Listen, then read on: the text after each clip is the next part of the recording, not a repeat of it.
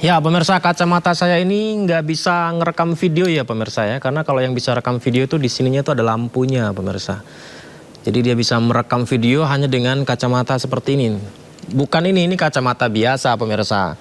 Dan kacamata ini saya bisa beli karena saya harus kerja, nabung, baru bisa bayar kacamata ini.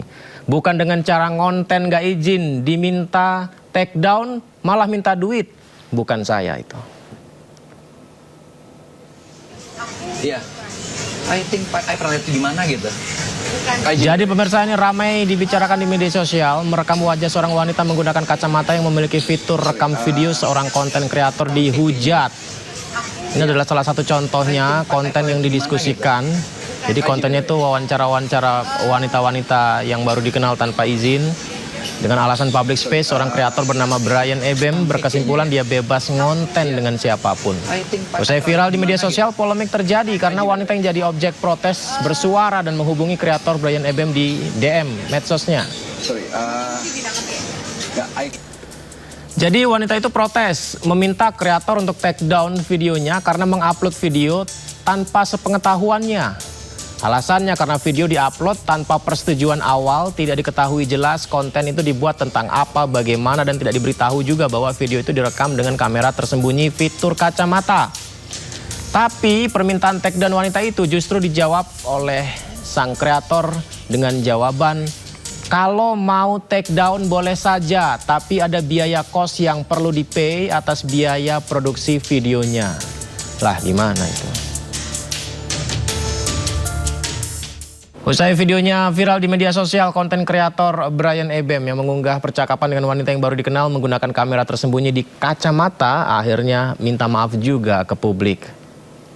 Ini sedang ramai terjadinya kegaduhan. Sebelumnya saya ingin minta maaf atas semua kesalahan yang timbul dari kelakuan saya. Saya tidak membenarkan, saya hanya meminta maaf atas semua pihak yang merasa dirugikan. Saya seharusnya memang tidak mengatakan atas ada biaya produksi ataupun kata-kata lain yang saya sampaikan di komen. Lagi-lagi saya hanya meminta maaf dan mengklarifikasi semua tuduhan, semua narasi yang beredar di sosial media. Kedepannya saya akan lebih hati-hati lagi dalam memposting video konten yang saya buat. Sederhananya kalau kita ngonten videoin orang gitu tanpa sepengetahuan dia, kita upload di media sosial, tentu saja itu kan tidak beretika ya. Dan meskipun meminta maaf, sejumlah netizen masih mempersoalkan sopan santun dalam membuat konten. Merekam tanpa izin dengan kacamata dinilai tidak punya etika. Kacamata yang bisa ngerekam, ya kacamata Meta nih. Nah ini ada kasus gara-gara kacamata ini, ada seorang influencer yang membuat konten cara PDKT cewek. Dia melakukan ini di Gias dan kemudian ya seolah-olah dia kenalan, tanpa sadar merekam. Karena kalau ngerekam ini dia harus pasti ada ininya. Tapi kalau dioprek ini nggak kelihatan, ini bisa. Nah, jadi kasusnya adalah dia ini ngerekam dan kemudian orang yang direkam tidak suka, nggak nyaman, di DM ya, dan kemudian minta take down, dia suruh bayar.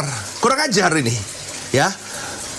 Gue juga punya kayak begini guys, cuman ketika gue ngerekam orang itu selalu namanya under concern gitu kan, harus ada izin, itu namanya etika yang gue rasa.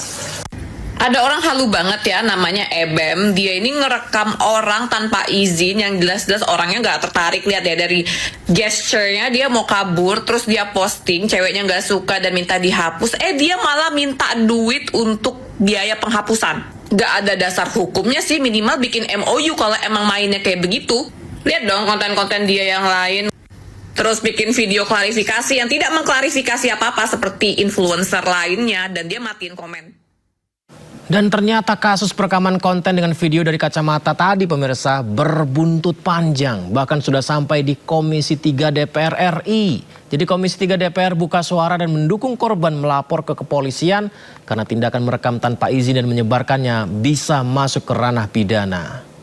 Kasus perekaman SPG di Gias tanpa izin demi konten media sosial, kami perlu menyampaikan bahwa tindakan merekam seseorang secara diam-diam atau candid tanpa izin, apalagi dijadikan materi konten cara mendekati cewek untuk kepentingan komersial atau popularitas di media sosial adalah perbuatan yang tidak beretika dan melanggar hukum. Sebagai Ketua Komisi 3 DPR RI, saya menegaskan bahwa ruang publik termasuk pameran otomotif seperti Gias harus menjadi tempat yang aman dan nyaman bagi siapa saja, termasuk para pekerja perempuan yang sedang menjalankan tugasnya secara profesional. Berdasarkan hukum positif di Indonesia, korban dapat menuntut si pelaku perekaman dan penyebar luasan rekaman tanpa izin. Saya mendorong kepada korban untuk menggunakan haknya membuat laporan resmi ke Polres terdekat, yaitu Polres Tangerang Selatan, selaku pihak yang berwajib agar hukum bisa benar-benar ditegakkan.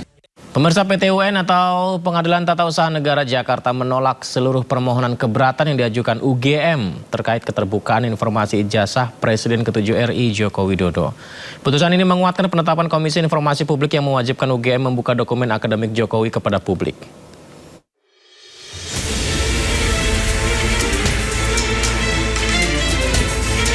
Pengadilan Tata Usaha Negara Jakarta menolak seluruh permohonan keberatan yang diajukan Universitas Gadjah Mada terkait keterbukaan informasi ijazah mantan Presiden Joko Widodo. Putusan ini menguatkan penetapan Komisi Informasi Publik yang mewajibkan UGM membuka dokumen akademik Jokowi kepada publik.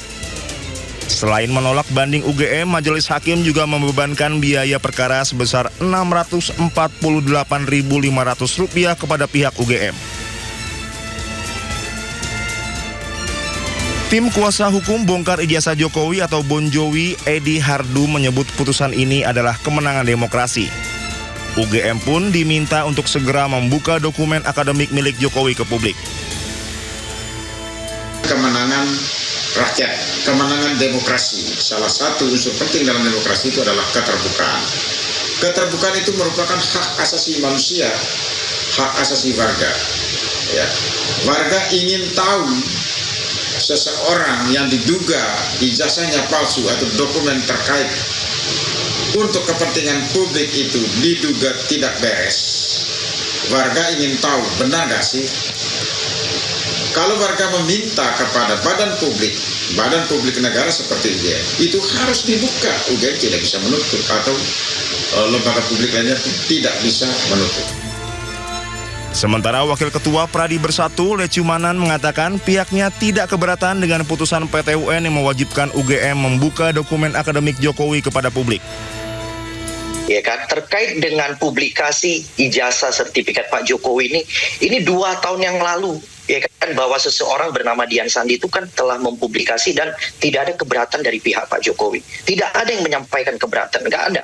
Ya kan, cuman kami keberatan ketika ijazah yang dipublikasi oleh seseorang bernama Dian Sandi yang kemudian diolok-olok, dijatuhkan harkat dan martabat yang kebetulan ada di foto itu, dan nama yang tertera di ijazah itu direndahkan serendah-rendahnya. Itu yang menjadi keberatan. Dalam pertimbangan hukumnya, Majelis Hakim PT UN Jakarta menegaskan hak masyarakat untuk mengetahui riwayat pendidikan pejabat negara mengalahkan klaim kerahasiaan data pribadi. Hakim menolak dalih UGM yang mempermasalahkan batas waktu permohonan informasi serta alasan perlindungan data pribadi.